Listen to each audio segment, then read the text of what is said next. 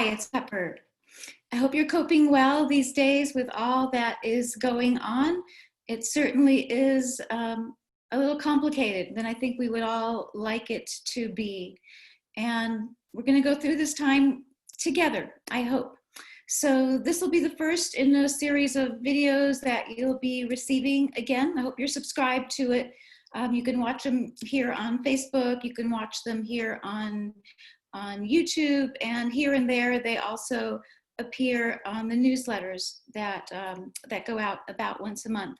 So if you're not on my newsletter list, I invite you to join that too.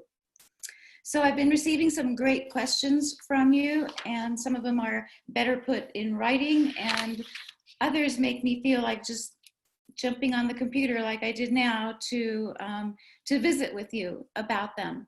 So this question that I received lately, and it's great because we're talking about it all the time as well, is what is enlightenment, which is a question that we're always asking really. What is it really?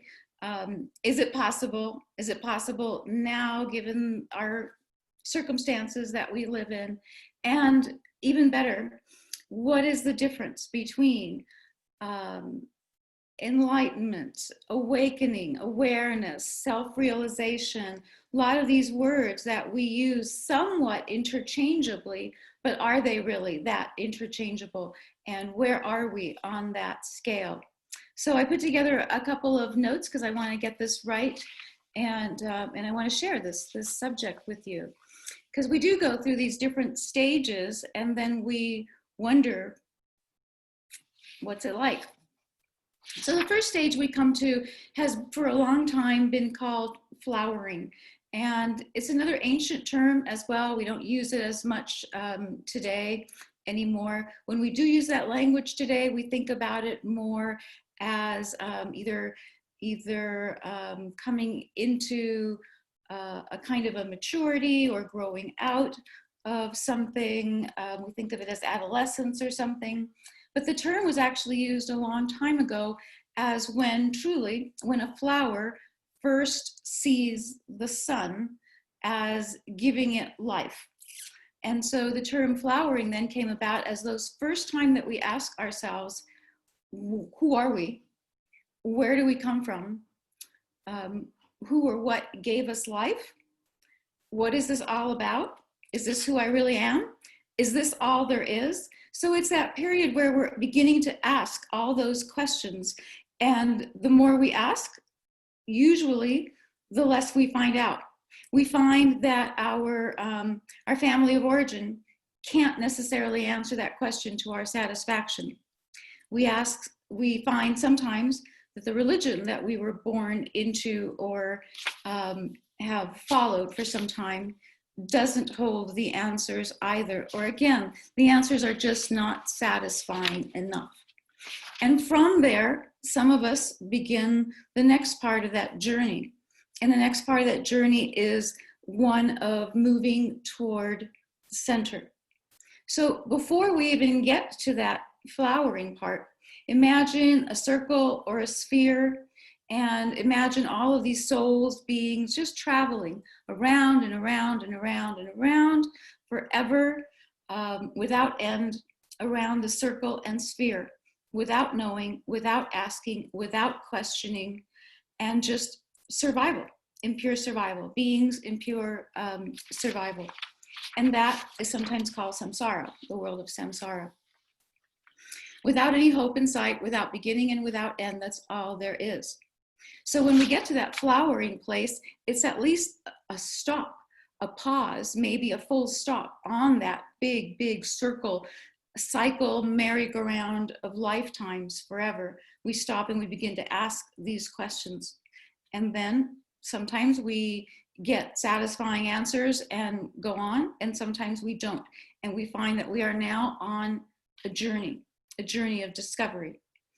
And that journey then is called awakening from there. So from that same sphere or circle that we're talking about, from whatever point we find ourselves on that, whatever lifetime we're on, we then begin the journey toward the center of the sphere or the circle, depending if we're looking at 2D or 3D. And that can take an infinite number of lifetimes as well. So I'm talking about great big cycles here. For an infinite number of cycles or lifetimes, we are on that same journey away from the center of the circle, away from unconsciousness, away from survival, away from not knowing, and toward knowing, toward God, toward the sun, whatever it is that you believe is at the center.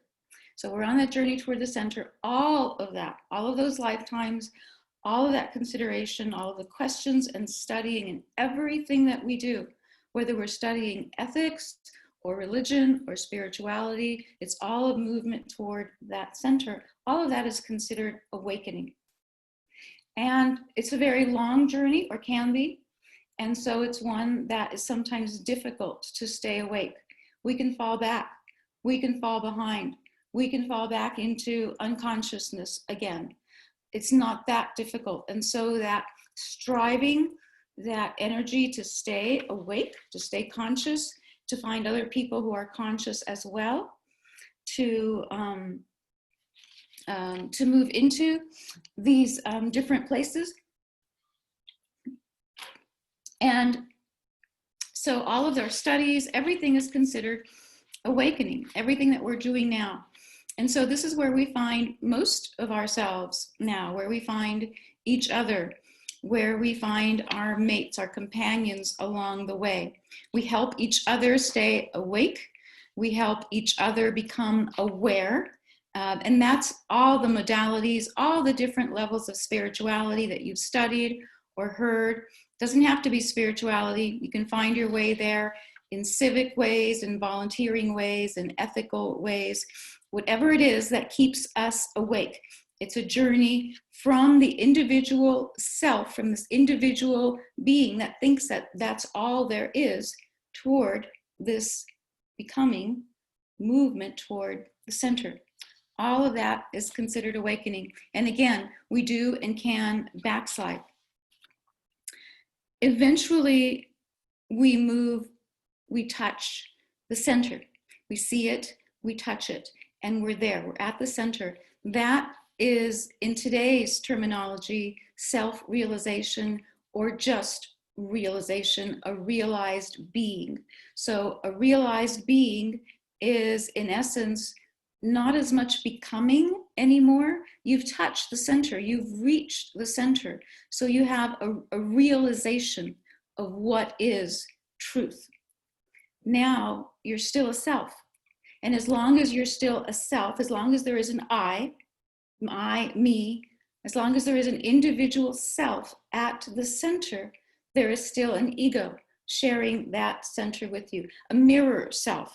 A self that thinks, wait a minute, it's me, this is my life, look at me, I've reached the center. So anytime there is a self, there is still an ego or a mirror self there that is a companion. So at self-realization, however, it is rare that we will forget or that we will fall back into unconsciousness or that we will lose the strides that we have made. It is possible, it is rare, but there is still the self. So that is a realized self, a being who has, in essence, found the truth. From there, there is a tiny, tiny leap, one pin drop away from enlightenment, but it is also as huge a distance as universes if we're not ready to take that step.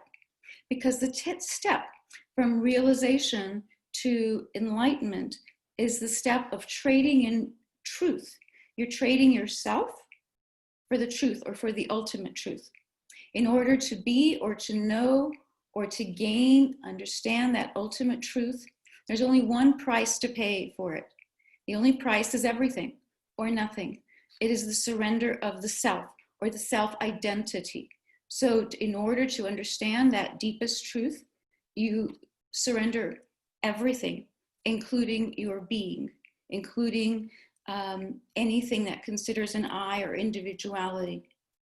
So I could describe in some ways that Self-realization is that example that we've heard of the drop of water, the dewdrop that becomes the ocean, falling into the ocean.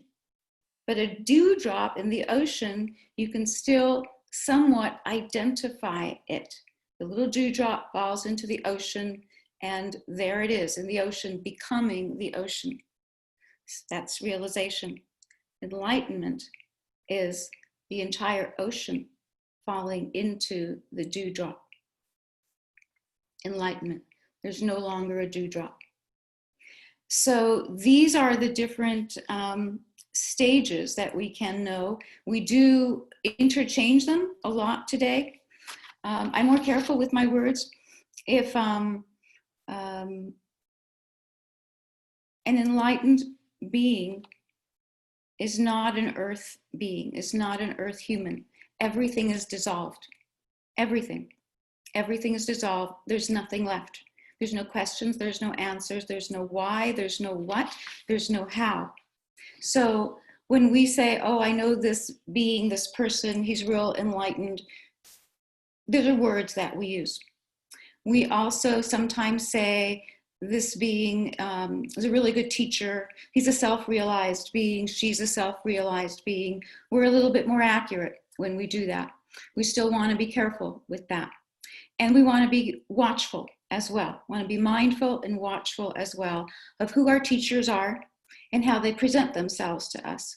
If someone says to you, I am a master this or a unique that, the first of my kind, the last of my kind, the ultimate, whatever it is, I want to say a little bit, caution. Go forward with caution. Because what or who is saying that? The closer that we get to the center, the more humble we become. We want less to make a name for ourselves. We want more to make a name for others or to make a place for others. We want to set a place for others at our table. That is what a teacher does. That is what a realized being does. So in answer to that question, we are on our journey. We are, for the most part, awakened, awakening beings. We are aware of being aware.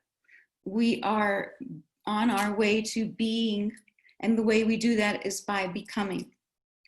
I'll talk more about that in another video, I think, or in an upcoming class that I've been talking about a little bit. There's a real big difference between being and becoming. For becoming, we're always, always on that journey. We're always on our way somewhere. We're always coming into being. We're coming into the next station. We're coming into our next level of growth.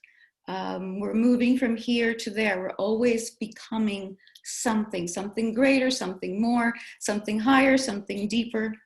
At the level of being, there's nothing to become. Being is already centered, a centered being.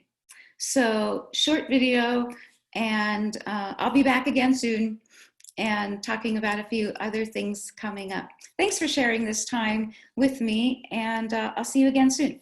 Okay, bye-bye.